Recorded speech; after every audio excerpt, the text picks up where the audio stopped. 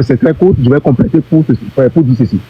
Vous savez, la loi disait au Togo que le groupe parlementaire ou le parti majoritaire devait donc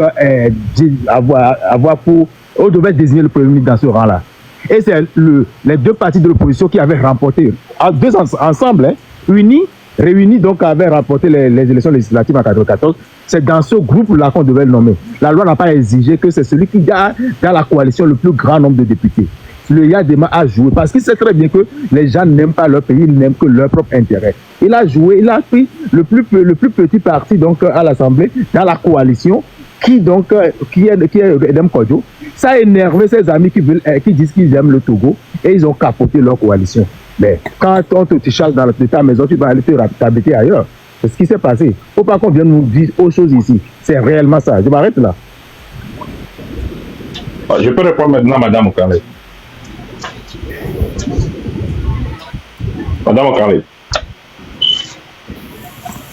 Bon, je me Oui, vas-y, pour 3 minutes, je disais, vas-y. Oui.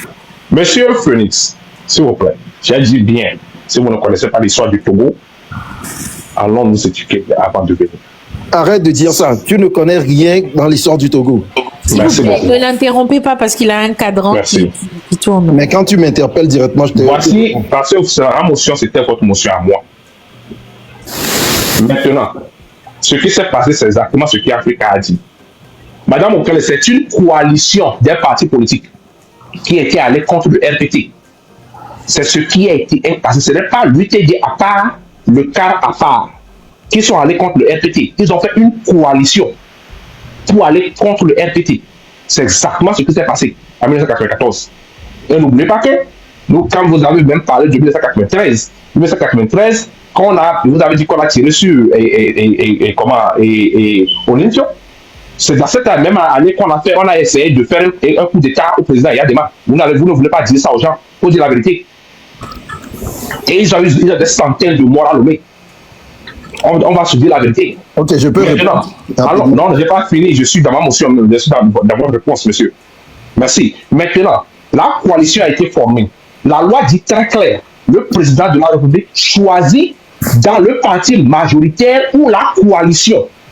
C'est ce qui est écrit dans la Constitution sans rédaction de 1992. Le président a choisi parmi les députés de la majorité de la coalition. Qui est, et il a choisi Edem Kodjo. C'est exactement ce qui s'est passé. Ce n'est pas que le Edem Kodjo est allié au RPT. Edem Kodjo était allié au RPT après. Quand ils ont commencé à faire les bagarres à l'Assemblée nationale, c'est après qu'il s'est allié. Mais il a été choisi avant d'être allié. Disons la vérité. Ce qui s'est passé, c'est ça, c'est l'histoire du Togo. Mes frères et sœurs, l'histoire du Togo est très claire. Quel est le nom de cette coalition, s'il te plaît? La coalition... Oh.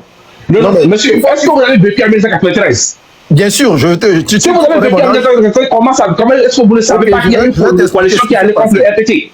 Non, mais on va utiliser on va être cartésien, on va être rationnel, ok? Il a eu une coalition qui allait dans son temps de parole. Il a eu une coalition qui allait contre le RPT. Et la loi dit que le président choisit le premier ministre dans la majorité parlementaire ou la coalition. Il a choisi dans la coalition. Et après, il a fait dans la coalition. Formidable qui est Google. Tout le monde, tous ceux qui sont Est-ce que tu peux laisser l'autre parler? Et après la coalition, quand ils ont commencé à se bagarrer et quand la coalition a été détruite, maintenant Edem Kodjo s'est allié, maintenant ajouté les 7 ou 35 de RPT et ils ont eu encore une majorité là-bas. C'est exactement ce qui s'est passé. Donc arrêtez de dire de n'importe quoi aux gens. Merci beaucoup, madame. À la tête de cette coalition, c'était qui? Madame Okale, je voudrais vous apporter. Non, à la tête, bon, quand ils étaient allés, je crois bien que c'était Yaobi Agui. Bon, c'était pas une coalition. Non, non. C'était pas une coalition. Arrêtez ça. C'est pas une coalition. Phoenix, attends ton temps de parole. On n'est pas chez toi là. Donc c'est pourquoi il peut avoir. Africa essaye de dire quelque chose là. Africa, oui. Je vais vous apporter une clarification, s'il vous plaît. Lorsqu'on allait aux élections législatives en 1994, les partis politiques sont allés aux élections individuellement. Les partis politiques dites radicales, de l'opposition radicale, ont boycotté cette élection parce qu'ils n'y croyaient vraiment pas. Je voudrais citer donc entre autres l'UFC, donc le plus puissant parti de l'opposition à l'époque, qui a dit que ceux qui allaient même à ces élections étaient vendus, y compris le maître Agouibo du CAR et Dem Kodé de l'UTD à l'époque. Mais quand ils sont allés, le résultat a montré que le RPT n'était pas majoritaire, le parti au pouvoir n'était pas majoritaire. Dans l'opposition, le CAR, parti de l'opposition, avait un bon score, mais n'était pas non plus majoritaire. Et puis le UTD de l'autre parti de l'opposition aussi, donc deux partis de l'opposition plus un parti du pouvoir, qui avait aussi une minorité, mais qui pouvait... Il est en position, ce qu'on appelle en politique, le faiseur de roi. Donc le deuxième parti de l'opposition qui était rentré là au Parlement avait un score de, je pense, 6 ou 7 députés, mais il était donc en posture de faiseur de roi parce que à n'importe quel parti il va aller faire alliance pour constituer un groupe parlementaire. Ce parti-là va devenir donc majoritaire. Il a préféré donc son camp naturel qui est l'opposition donc du CAR. Et ils ont fait l'alliance du groupe parlementaire là-bas pour devenir un groupe parlementaire majoritaire où on devait nommer le Premier ministre, ce qui est fait. Mais il y a des gens les connaissant très bien qu'ils n'aiment pas véritablement le Togo et c'est seulement leur intérêt qu'ils aiment. Le regroupement donc, parlementaire qui était majoritaire, il a nommé le plus petit parti donc, de ce groupement-là. Et donc le cas qui avait beaucoup plus de députés s'était énervé, il a capoté les choses. Étant donc en position de faiseur de roi, il s'est rallié tout simplement à l'autre qui devient rapidement majoritaire. Donc il a changé de groupe parlementaire et c'est comme ça que ça s'est joué. Ce n'est pas en amont des élections, mais c'est au Parlement que les alliances se sont faites. Voilà les faits. Ok, merci. Motion 30 secondes. Exactement, c'est ce que j'avais dit. 30 secondes. Les gars, Seulement 30 secondes, Oui, s'il vous plaît. il y a DJ David qui est en attente. Seulement 30 secondes, s'il vous plaît. Seulement 30 secondes, s'il vous plaît. Revenir au sujet. Maintenant, on carré. Cours d'histoire. Seulement 30 secondes. 30 secondes seulement. Et en 1992, les élections étaient à 2 tours. Ce n'est pas un seul tour. On a fait une élection, le premier tour, l'élection parlementaire, le CAR a gagné. Et le RPT était deuxième. Et au deuxième tour, ils étaient alliés, ils ont formé une coalition contre le RPT. Merci beaucoup. Merci. On va écouter DJ David. DJ David, on vous écoute. Oui, bonsoir tout le monde. Je suis là il y a un moment. Je suis là il y a un moment et je crois que ce n'est pas le lieu de revenir sur l'histoire politique du Togo. Vous avez posé un sujet, votre sujet a été bien clair. Il s'agit de comparer ce qui se passe au Gabon et ce qui se passe au Togo. Donc, revenir encore sur l'histoire, l'opposition a boycotté, toutes ces histoires-là, franchement, c'est hors sujet. Donc, je crois que à chaque fois, quand les gens vont essayer de faire l'historique du Togo, il faut essayer quand même de les recadrer parce que je crois que votre sujet, ça concerne le Gabon et ce qui se passe au Togo. Je dirais tout simplement que ce qui s'est passé au Gabon, là, si c'est ça qui s'est passé au Togo, les Togolais seront très contents. Je ne dirais pas que c'est parfait, hein, mais les Togolais seront très contents. Au moins, on aura un petit changement. Ouais. Je ne sais pas pourquoi les gens essaient de défendre tout ce qui s'est passé, mais quand on nous dit tout simplement que tout ça là a été fait pour maintenir le président fort au pouvoir, c'est tout. Mais tout cette gymnastique là, régime parlementaire, régime ceci, tout ça là a été fait pour maintenir le président encore au pouvoir, pour des années encore. Qu'on nous dise la vérité. Bon, le Togolais cherche le développement. Vous pensez que c'est en changeant le régime que le pays sera développé? Ou bien on dit, voilà, parce que quand on était dans l'autre régime, les élections posaient beaucoup de morts, tout ça là. Mais qui causait tous ces morts-là? Qui causait tous ces morts? Et on va nous dire maintenant que parce qu'on a changé de régime, il n'y aura plus de morts. Mais il faut à un moment donné qu'on se dise la vérité. La Constitution de 1992 a parlé de révision de Constitution. On n'a pas parlé de changement de régime ou bien de changement de Constitution. Maintenant, les gens oublient carrément que nous sommes dans une nouvelle Constitution.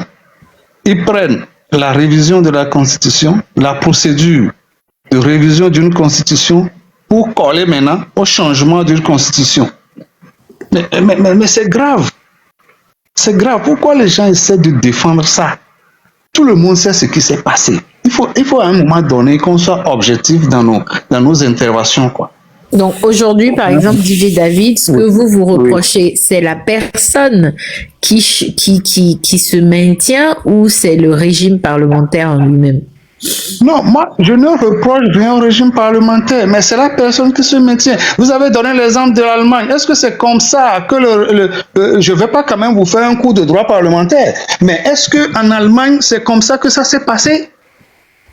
Vous donnez l'exemple de l'Allemagne, là. Est-ce que c'est comme ça que ça s'est passé? Le régime parlementaire qu'on nous a enseigné à l'université, là, faculté de droit, est-ce que c'est comme ça? C'est ça qu'on a fait au Togo, c'est ça? Et les gens vont défendre ça, que c'est ça, nous sommes dans un régime parlementaire parce que l'opposition a fait ceci. Vous savez... Donc, vous auriez préféré passer par voie référendaire, c'est normal. Mais respectons quand même la règle, respectons ce que la loi dit par rapport au régime parlementaire.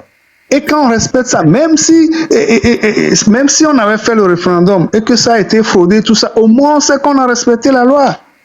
Il n'y aura pas toutes ces polémiques-là. Au moins, on sait que les choses ont été respectées. Même, je vous dis, même à la veille du vote de cette constitution, il y a certains députés qui ne savaient même pas le contenu du test.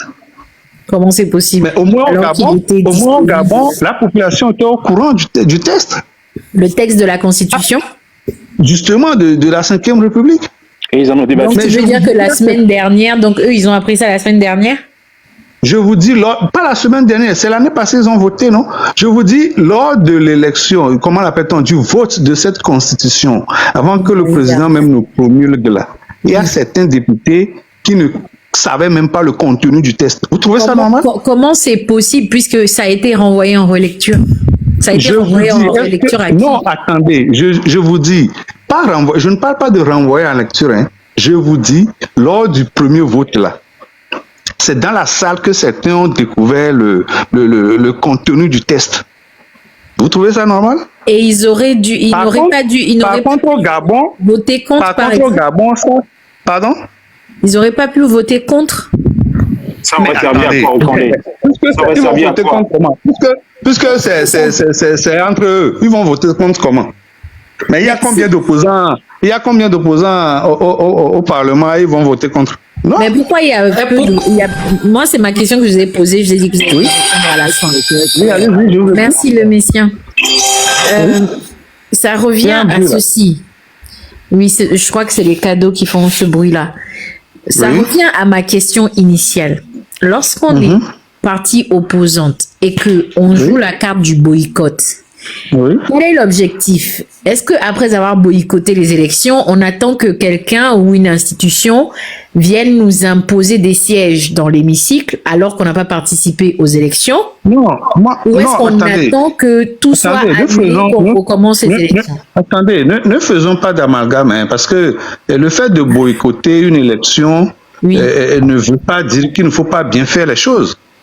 Ne veut pas dire qu'il ne faut pas bien faire les choses. Ce n'est pas parce que je n'ai pas d'opposants dans mon pays que je ne vais pas bien faire les choses. Je vais tordre le cou à la corde. Non. Ma question, elle est vraiment sincère. Hein, et je veux une réponse sincère. Oui, justement, c'est la réponse que je vous donne. Parce qu'à chaque fois que j'interroge des gens qui sont de l'opposition, la réponse est toujours vaseuse. Ok, est-ce que, David, est-ce que je vous dis, madame, je vous dis, quand je veux bien faire les choses là, je n'ai même pas besoin d'opposition. Non, vous moi comprenez? Je parle en tant que citoyen. La Constitution dit, hein, pour changer carrément de régime, pour changer carrément de Constitution, il faut passer par avoir référendaire. Je n'ai pas besoin de l'opposition. Je n'ai pas besoin de boycotter. Voilà. Oui, non, mais ne bottez pas en touche. Ma question, elle est sincère. Est-ce que je peux essayer de te donner une réponse, moi? Je vais la reposer, Théo. Okay. Je vais la reposer pour vous tous et je veux une réponse sincère. Oui, allez-y. Parce que souvent, quand je pose cette question, vous, les opposants, vous bottez en touche. Ok, je la repose. Je ne suis pas opposant, hein, je suis légaliste, hein, je ne suis pas opposant. Ok, donc je repose la question. Lorsque vous boycottez les élections, vous vous attendez que quelqu'un vienne vous choisir des sièges au Parlement ou bien vous attendez que tout soit annulé et qu'on recommence les élections? Non, mais quand on boycotte une élection, c'est pour que tout se passe très bien. C'est pour qu'on annule tout et on reprenne tout sur de bonnes bases. Vous voyez, mais étant donné que dans notre pays, on peut, même si vous boycottez, on dit souvent le train avance. Mais on a vu dans des pays au Kenya, par exemple, la dernière fois, mais quand les choses ne sont pas bien passées, la Cour constitutionnelle a annulé l'élection. La Cour constitutionnelle a annulé l'élection. Est-ce que vous avez une fois vu ça au Togo? Vous avez une fois vu ça au Togo? Donc quand on boycotte, c'est une stratégie également. Bon, si cela n'a pas abouti, c'est pas pour ça qu'on va jeter. C'est pas pour ça qu'on va jeter la pierre à l'opposition parce qu'elle a boycotté. Non, ça n'a rien à voir. Est-ce que je peux faire un La Cour constitutionnelle n'a rien fait aux élections au Kenya. Ok, est-ce que je peux faire un apport? Oui, contribue aux élections présidentielles. Okay. Attends, alors, tu laisses apporter. Dans quel pays la Cour constitutionnelle a annulé l'élection présidentielle? Ajoute à ma réponse, j'ai besoin de... Je demande une motion de 30 secondes depuis, madame. Ok, donc même si UNIR avait eu 100% des sièges dans l'hémicycle, d'accord, quand il se propose de toucher à la Constitution, d'accord, le texte doit être sorti de l'hémicycle pour aller vers le peuple. Voilà. La société civile qui doit avoir... Donc, il doit avoir un débat. Oui, par un... Ce qu'il n'y a pas eu. Donc, si ce béaba-là, on ne le comprend pas, moi, je ne vois pas ce qu'on vient faire ici. Moi, je vais répondre à ta question. Oui, est-ce que je peux prendre mon temps de parole maintenant, avant que ça ne parte? Je peux voler ou bien j'attends. DJ David, ton temps de parole est passé, mais je te laisse chuter 30 justement secondes. parce qu'on m'a interrompu. Justement parce qu'on m'a interrompu. Donc, je vous laisse continuer en attendant. D'accord. Je peux prendre mon temps de parole au Canlé, s'il te plaît. Attends, il y a qu'aussi Zozo qui a 30 secondes. Oui, je vais poser la question 30 secondes. Il n'a pas besoin de répondre maintenant. Il peut répondre après, M. Parrain. Oui. Et deux questions. Donnez-nous l'article de la Constitution qui dit que on doit aller au référendum. Ça, c'est un. Numéro 2, j'ai besoin que vous me donnez le nom d'un seul député qui siégeait à l'Assemblée nationale en 2023 qui vous a dit que lui n'avait pas lu le texte avant de voter. Ce sont les deux questions. Merci. D'accord, je prends mon temps de parole. Et les questions même de Kossi rentraient dans ce que j'allais détailler. Mais avant de parler, j'ai une question, comme on répond par oui ou non, ça va à tout le monde. Est-ce qu'il y a des gens ici qui sont contre la 5e République? Oui, moi je suis contre la 5e République. D'accord, est-ce qu'il y a d'autres personnes? Moi, je suis contre la 5e République. Parce que, comment dire... Non, juste un oui ou un non. Juste un oui ou un non. Ok, bon, d'accord, si tu veux. Merci. Je suis contre. Ça fait 2. Donc, nous sommes 8. Il y a 2 personnes qui sont contre. C'est bien ça? D'accord. J'aimerais poser une deuxième question. Si on avait organisé des élections, auriez-vous boycotté encore ces élections-là? Moi, je peux vous répondre déjà en disant à madame... Oui ou non? Oui ou non? Laisse-moi développer une seconde. Non, oui ou non? Oui ou non, s'il vous plaît. Moi, personnellement, je suis contre le boycott. Je suis de la charte, je suis de l'opposition. Je me réclame de l'opposition, mais je suis contre le boycott. Ok, vas-y. D'accord, c'est non. D'accord. Mais maintenant... Quand tu as posé la question par rapport à... Laissez-le, il y a son compteur qui tourne en fait. Moi, je discute avec vous et je vous demande juste des réponses par oui ou non. C'est courtois. J'aimerais savoir si aujourd'hui on organisait des élections et que le parti UNIR ne présente pas son excellence, M. Faure Eswazimna Nyasingbe, mais peut-être M. Adedje, allez-vous boycotter encore les élections? Moi, je t'ai dit que je suis contre le boycott, donc cette question... Oui, sur ce plan-là, j'ai accepté ta réponse et je la respecte. Mais maintenant, ceux qui veulent y répondre peuvent argumenter. Si le parti UNIR ne présente pas son excellence, M. Faure Eswazimna Nyasingbe, mais présente quelqu'un d'autre, peut-être M. Adedje ou quelqu'un d'autre, est-ce que vous allez encore boycotter les élections? Sous quel régime? Monsieur ADG se présenterait à la place de... Mettons que nous soyons à la 4e, que nous ne soyons pas à la 5e, que nous soyons à la 4e, présidentielle, semi-présidentielle. Qui veut répondre? Pour le boycott, si ADG se présentait à la place de Faure, non. Pourquoi il y aurait raison de commencer? Est-ce que cette élection poserait un problème si ADG se présentait? Non. En principe, non. Pourquoi il y aurait un problème, ce n'est pas... Si je comprends, le problème, ce n'est pas la 5e République. Le problème, c'est la personne de son Excellence Faure et Sozomna Gnassingbé. Non. Personne n'a dit ça. Non, ce n'est pas ça. Bon, je repose la question. Oh, mais les gars, assumez un peu aussi. Je repose il y a quelque chose en droit que je pose la question pour être clair. Je peux te répondre. Un instant. Un instant. Arrêtez, je vous ai écouté. Je peux répondre par un instant. Je vous donne le temps de répondre. Je repose la question clairement. Si M. Faure et Sozomna Gnassingbé, dans la 4e République, ne s'étaient pas présentés, ou bien dans la 5e République, on avait présenté un autre président du Conseil des ministres, autre que son Excellence, M. Faure et Sozomna Gnassingbé, est-ce que la 5e République... Tu vois que tu mélanges tout? Est-ce que je peux parler? Non, restons sur la 4e. Restons sur la 4e. Je comprends pas la question. Quand tu n'as pas compris, c'est quoi? Est-ce que je peux le répondre? J'ai pas fini la question, les gars. J'ai pas parlé de PCM. Sous la 4e République, il n'y a pas de PCM. Tu as fini? Laissez-le finir. D'accord, ils m'ont pris 2 minutes. Restons sur la 4e. Si M. Faure et Sozomna Gnassingbé ne se présentaient pas et que le parti uni présente un autre candidat, est-ce que ça poserait problème? Première question. La seconde, et vous répondez aux deux.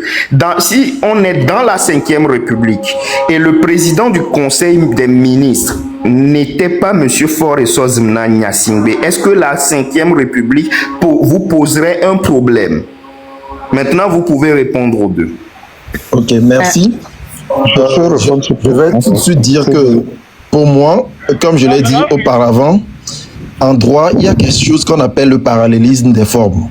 S'il y a une constitution qui a été votée en 92 par voie référendaire, pour changer cette même constitution, le bon sens voudrait que ça se fasse par voie référendaire. Et dans le droit, c'est un principe juridique qu'on appelle parallélisme des formes. Et moi, je suis formé là-dessus. Que ça soit à Mouzou, que ça soit à Gnassingbé ou que ça soit à Kakbo, moi, ça ne pose pas de problème. Le problème, c'est qu'on respecte une certaine procédure. OK? Donc, le fait de dire que c'est parce que c'est le patronyme Gnassingbé Faure qui nous cause des problèmes, moi, je suis absolument pas d'accord. Okay. Donc, est-ce que tu peux répondre à sa question? Oui, mais sa question, c'est que si il y avait... Donc, c'est pour dire que la 5e République, la façon dont elle a été adoptée... Non, je vais reprendre sa question et je veux une réponse claire. Parce qu'il faut qu'on avance. Dans la 4e République, UNIR vous propose Monsieur Jean Mazalou comme son candidat aux élections présidentielles de la putain de 4e République. Vous allez boycotter ou non? Non, la question ne se pose même pas. Depuis quand on a boycotté? Non, dans la 5e République. Le Phoenix. Non, attendez, je peux répondre. Non, on avance. Dans la 5e République. La 5e République, on nous a dit, bon, le parti majoritaire, c'est UNIR. Automatiquement, le président d'UNIR devient le président du conseil. C'est tout, c'est ce qui s'est passé, non? Donc, votre question, c'est que si c'était ADJ qui devient le président d'UNIR, c'est ADJ qui sera le président du conseil. Si c'est Maïmounatou, ce sera Maïmounatou, c'est ça. Pour moi, c'est pas une question de personne. Parce que ce qui se passe, c'est que dans la 4e République, il y a eu boycott parce que c'est le même nom qui revenait, c'est les mêmes gens, c'est les mêmes personnes. Non, en fait, ce n'est pas ça. Excusez-moi. Les boycotts ont eu des raisons. Le mandat présidentiel, c'est combien? Voilà, dans la constitution de 92, le mandat présidentiel, c'est 5 ans. On devait avoir une élection présidentielle. Et alors, M. Faure a fait combien? Voilà. 5 ans. ADG n'a jamais fait aucun mandat, donc il n'y a pas de raison pour qu'on boycotte. Ne parlez pas tous en même temps, s'il vous plaît. Non, en fait, la question de parrain, j'ai vos réponses. J'ai vos réponses. Tu n'as pas la mienne. Je peux récupérer les 2 minutes qu'ils m'ont pris. Attends un instant. DJ David, je n'ai pas entendu. Oui. Il a reposé une question alors qu'il était censé répondre. DJ David, quelle est votre réponse? Oui, je dis, vous avez dit si c'était quelqu'un d'autre, est-ce qu'ils vont boycotter? Oui. Il n'y a pas de raison pour boycotter parce que Fora a déjà fait 4 mandats. Et selon la Constitution, n'en a fait aucun. Et selon la Constitution, on a dit un mandat renouvelable une seule fois. Donc ça fait 10 mandats. Ça fait 10 ans pour vous et c'est fini. Mais quand vous avez fait 20 ans, on peut toutefois contester votre élection encore. Voilà. Donc, même si l'UNI présente à DJ, je ne vois pas quelle raison l'opposition va donner pour dire qu'ils vont boycotter les élections. Je crois que j'ai répondu à votre question. Selon vous, l'opposition boycotte parce que c'est Gnassingbé. Ok. Pas parce que c'est Gnassingbé, parce qu'une seule personne a fait 4 mandats. Même si c'est DJ qui a fait 4 mandats, on peut toutefois boycotter. Il n'y a pas de souci. Je peux prendre mes 2 minutes restantes? Oui, vas-y. Je prends mes 2 minutes restantes pour lire la Constitution de la 4e République à l'article 144 alinéa, 2e alinéa. Parce que dans la Constitution de la 4e République, il n'y a aucun article qui traite du changement de régime. Aucun. Le seul article qui se rapproche, c'est l'article 144. Et cet article dit, dans son 2e alinéa, le projet ou la proposition de révision est considéré comme adopté s'il est voté à la majorité des 4/5 des députés composant l'Assemblée nationale. Est-ce que cette loi a été violée? Pardon, j'ai pas suivi. Je relis. Ça va aller. Non, c'est juste pour moi. Je relis. Article 144, 2e alinéa. Le projet ou la proposition de révision est considéré comme adopté s'il est voté à la majorité des 4/5 des députés composant l'Assemblée nationale. J'ajoute le 3e alinéa. À défaut de cette majorité, le projet ou la proposition de révision adoptée à la majorité des 2/3 des députés composant l'Assemblée nationale est soumis au référendum. Alors, est-ce que la 5e République a été votée par au moins 4/5 des députés composant l'Assemblée nationale? Est-ce qu'on a parlé de révision ou bien de changement? Avant même de commencer, j'avais déjà on doit chercher le dictionnaire pour savoir la différence entre changement et révision. Maintenant, tu vas chercher un dictionnaire. Non, j'ai une question pour toi, Papin. Vous qui confondez la révision et le changement là. C'est ça que répéter la première phrase que j'ai dite. J'ai dit la Constitution de la 4e République ne porte pas en son sein un article qui traite de son changement ou du changement de régime. Le seul article qui s'en rapproche est l'article 144. Oui. Alors, soit. Le RPT a combien de sièges quand on parle de majorité? De la République. Non, attends, excuse-moi. On n'a pas parlé de la majorité du nombre d'électeurs et du nombre du parti. On dit, est-ce que les 4/5 des députés, tout parti confondu, de l'Assemblée ont voté cette constitution, du mode d'élection du président de la République? Et l'article qui traite du mode d'élection. Est-ce que vous avez... D'accord, je vais vous tendre une perche. Un instant. Monsieur Didier, je vous tends une perche. Monsieur Didier, je vous tends une perche. Citez-moi un article de la Constitution de la 4e République qui dit comment est-ce qu'on peut changer de régime.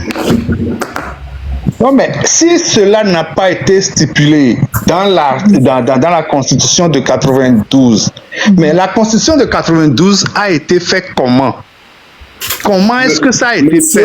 Je vous ai posé une question, vous ne me répondez pas. Non, non mais s'il vous plaît, on va pas jouer à ça, on va pas faire il y a le test, il y a ce qu'on appelle la ne vous répondez pas à des questions par des questions.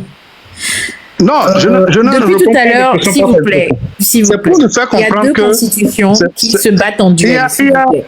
Oui. Monsieur DJ David, est-ce qu'il y a dans la 4e République, donc sa constitution 92, un article qui parle de comment on peut changer de régime, donc de passer d'un régime A vers un régime B? Je sais que camarade Thio avait dit que c'était obligatoirement par voie référendaire. Moi, je suis curieuse de connaître l'article en question pour que Parrain aille nous le lire ou alors camarade Théo lui-même nous le lise. Alors, il y a quelqu'un qui est juriste ici, il a parlé de parallélisme des formes, c'est ça, Phoenix? Le Phoenix, sûrement. Le Phoenix, dans la 92, est-ce qu'il y a un article qui parle du changement de du changement de régime? Oui, effectivement, ce que je crois que c'est le parrain qui a parlé de la modification par le 4/5e. Non, on vous a posé une question, répondez-y. On va aller chercher l'article, on va lire. D'abord, ce que je voulais dire. Le numéro de l'article, monsieur. Bon, tout d'abord, moi, je suis pas juriste. Il faut que je le dise tout d'abord. Mais ce que tu as dit par rapport au cas... Quel est le numéro de l'article qui dit comment on doit changer de constitution? Et quand on va... Est-ce que tu peux parler aussi? Laisse-le parler aussi, s'il te plaît. Développer? Après, ce sera Djembé, ouais. Le numéro, c'est si compliqué de donner un numéro? C'est simple, la constitution de 92, c'est sûr. Laisse-le parler. Alors, il y a Maëva qui nous demande de lire la 144 alinéa 4. Tu peux lire ça par un, s'il te plaît, si tu l'as sous les yeux. Est-ce que la 144 parle de changement? Est-ce que la 144 parle de changement de régime? Lis le 44. Le président de la République peut soumettre au référendum tout projet de loi constitutionnelle. Répète, alinéa 4. Le président de la République peut soumettre au référendum tout projet de loi constitutionnelle. Le président de la République peut soumettre au référendum tout projet de loi constitutionnelle. Que les papas français nous expliquent. Donc moi je suis non, moi je suis très intéressée par la partie où le changement de régime doit se faire obligatoirement par voie référendaire. Ok, on va pas réussir à se mettre d'accord. Il y a Théo. S'il existe, on va aller le chercher. Il y a effectivement. On nous accuse d'avoir violé la loi. Alors pour qu'on ait violé la loi, il faut que cette loi existe. Alors on veut la loi pour aller la lire. Et si on l'a violée, on va s'excuser. On veut la loi pour la lire. Quand on nous dit c'est quoi cette loi? On va s'excuser.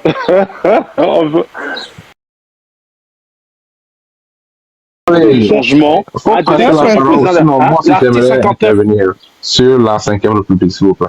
Ok, donc on va écouter Djembé parce que... Oui, camarade Théo. Attends, avant que je ne cède la parole, d'accord? Parce que là, 4/5e référendum par rapport à cet article-là, on ne va pas réussir à se mettre d'accord. Parce qu'il y a plusieurs écueils. Hein. Il y a l'article 59 qui traite, encore une fois, je vais même répéter, d'accord, du mode d'élection du président de la République. C'est beaucoup plus simple. Ok, lis-nous la 59. Je lis l'article 59. C'est bon pour toi, Théo? De quelle constitution?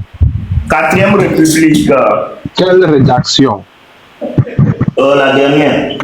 Non, il n'aime pas la dernière, il aime la première. La dernière est un torchon. La dernière. Oui. La dernière, vas-y. Non, vous ne pouvez pas utiliser l'article sans rédaction quand ça vous plaît. maintenant utiliser le 2019. C'est laquelle qui a été volée. Prenez une seule. Il faut la dernière, celle qui s'est appliquée avant la 5e République. Vous n'êtes pas d'accord avec le 2019. Pourquoi vous voulez prendre le 2019 maintenant? Ok, c'est bon? T'as assez crié? Ok, s'il vous plaît, laissez-moi la 59, s'il vous plaît. Article 59.